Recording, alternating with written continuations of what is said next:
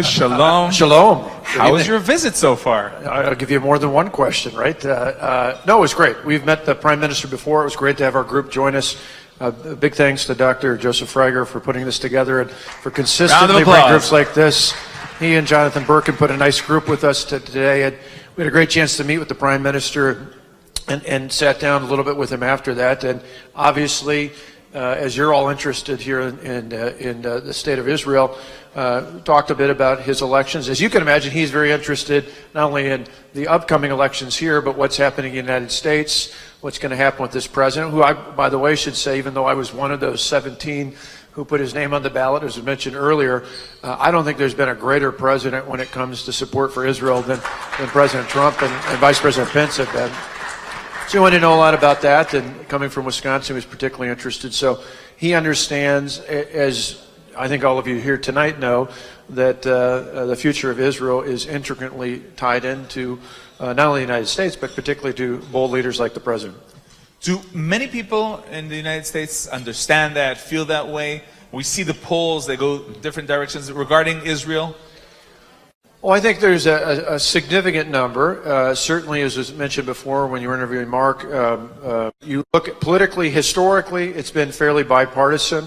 I think right now it's about as strong as it can be amongst Republicans, certainly not only with the president, but myself and others. I still think there's a solid number of Democrats, although I wish they were more outspoken, particularly when some of the newer members have been anything but supportive of Israel and really not just Israel, but of the Jewish people in the United States and speaking out. But I think beyond just support, as you were just asking some of the previous guests, certainly with not only within the Jewish community, but my father's a Baptist minister. The group who's with us here today knows I've often referenced some of the prayers that he mentioned that came out of the book of Numbers, and some of the things that as not only the son of a minister, but as an evangelical Christian, for us, what happens here in Israel is just as important as it is for the Jewish people, because we see our roots together through the creation of the heaven and the earth. We see with Adam and Eve, we were blessed to be where Father Abraham and Sarah are buried in Hebron yesterday. I think all those things are important, and I think, as the Prime Minister has acknowledged before, there is a strong, strong element of that, not only in the United States, but particularly in the Midwest, where I come from, where a lot of Christians are just as interested as the Jewish population is in my state and across the country.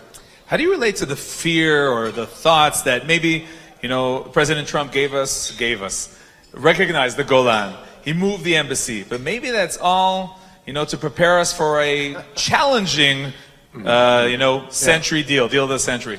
Well, I had a reporter earlier that was interviewing me that said, well, the president, who I acknowledge, again, has been his actions more than just his words, because if you even look at the leadership, not just in the Senate, but the House, Democrat and Republican alike, for years have said that Jerusalem should be the home of the U.S. Embassy. Only this president had the courage to actually act on it, and I and obviously plenty of others applaud it. But I had a reporter earlier today who said that about the directive about Golan as well, where we were at earlier today as well. And the most interesting thing in this particular was a local reporter here from in country, but others in the United States would ask me the same thing.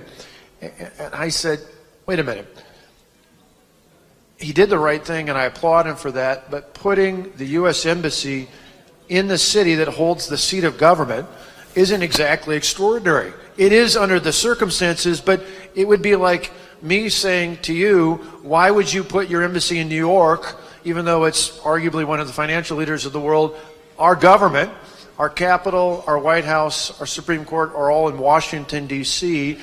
It would be anything but appropriate to have it there, and if you put it somewhere else, you would be offending all of us as Americans for not putting it in the proper place of the Capitol. So, to me, I think it's extraordinary they did it in light of the context. In the end, just putting the embassy here, just acknowledging the importance of Golan Heights, as we physically saw yet again, this was not my first trip there, but physically saw, looking across the way, down from Jordan, away from Syria, across from Lebanon, and thinking about all the threats, They change often by name, but they continue to be a threat. Many think, what would have happened if we had given out the Golan Heights? What would happen today? For years, I mean, ISIS may be something less than what it was 4 or 5 years ago when I stood at that same outlook. But I know then many told me, as I would see today, if someone had pushed over that area and had not been under Israeli control, I'm convinced that ISIS and others like them would be drinking out of the Sea of Galilee where we dipped our toes in today, and that shouldn't happen under any circumstance. Wow. You know, Prime Minister Netanyahu, when we were there in the White House and President Trump was giving the declaration, and then Prime Minister Netanyahu spoke, used the word liberated relating to the Golan Heights. And another thing he said to us later on, to the reporters, was that President Trump basically acknowledged the fact that when there's a war of self-defense, 1967 war, then yes, borders could be changed. And you're learning a lot now about Judea and Samaria. You think that could be the next stage? Well, I think there's an incredible case to be made. And I think not only here, not in the United States, but around the world, particularly the other day, we were at the Jerusalem Day celebration in New York City before flying into Tel Aviv. And I know just down the way from where we were at in Central Park, it's important for a lot of folks who do their day-to-day work in the United Nations to understand this probably as much as anyone in the world. But to understand the reality versus, dare I say, the propaganda, or at least the intentional confusion out there. But when you look at it, again, we saw it yesterday in Hebron. Respect. It's not just about, people talk about peace. I think if you want to have peace, you got to start with respect. And it's a two-way street. We saw it as we entered, as we looked at the tomb where Abraham and Sarah at. It was noted to us that on the wall is still the Arabic out there, out of respect.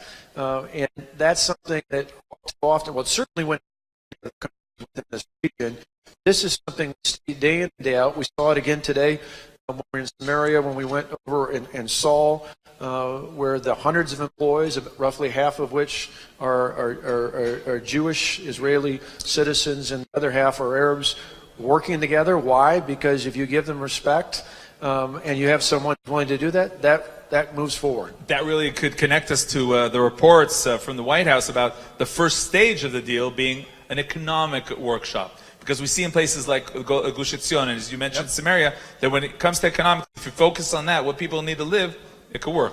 Well, and it goes to some of the points that were raised earlier. If you're someone who has a good paying family supporting job, if you're able to put a roof over your head, food on the table, you don't want to mess with things that are going to disrupt that. And all too often what we've seen are things that are disruptive, not only from a security standpoint, but would disrupt the very thing that we talked about. The owner, Raphael, mentioned to us today that he's able to pay at that factory his employees who are Arab employees roughly almost 2.5 times what they make in the other Arab communities within that area. To me, this makes the point that if you have the hope of economic success combined with respect, going both ways, that this makes for a successful future. We heard throughout the past few days, not the past few days, throughout the Trump administration days, words like miracle, too good to be true. But when you bring that down to practicality, there is a question about the day after President Trump. And I'll ask you about your candidacy later. But how do you relate to that fear that, you know, whatever happens, it may be so good that the next stage or the next president might say, okay, I'm not going to go that good towards Israel? Well, that's why it's important and why interactions like this today, not only with political leaders in terms of elected office, but with community and leaders within communities and states across the United States is so important. Why it continues to be important to bring members of both parties from the House, from the Senate, from other elected offices here to physically see what happens in Israel. Not to read about it in the New York Times, but to actually hear and see from people who are living day in, day out the very issues we're talking about is so critically important. I know before one of my prior trips here as governor, I did a trade mission, and prior to that, I signed an executive order dealing with pushing back on the BDS movement. Thank God it's not a big movement in Wisconsin, but we saw a trend coming off of some of the college campuses. We wanted to push back on that and say our state's not going to do business with people who engage in BDS. Thank you. But to your point, are those laws effective? Well, yes, but to your point is what we did is that was an executive order I could do alone as governor. we took the next step and worked with people like then Senator Leah Vukmir and others to make sure that the legislative body in our state actually enacted it, which is precisely to your point on a larger scale at the federal level in the United States. It's not enough just to have a president who's an ally of the United States.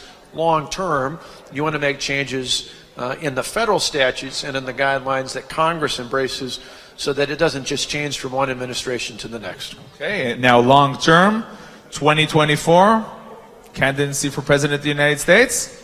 Well, the key is getting, as was mentioned before, is getting this president, Donald J. Trump, and Mike Pence, my good friend, former governor of Indiana, so colleague as well, getting the Trump-Pence ticket reelected, first and foremost in Wisconsin and across the country in 2020.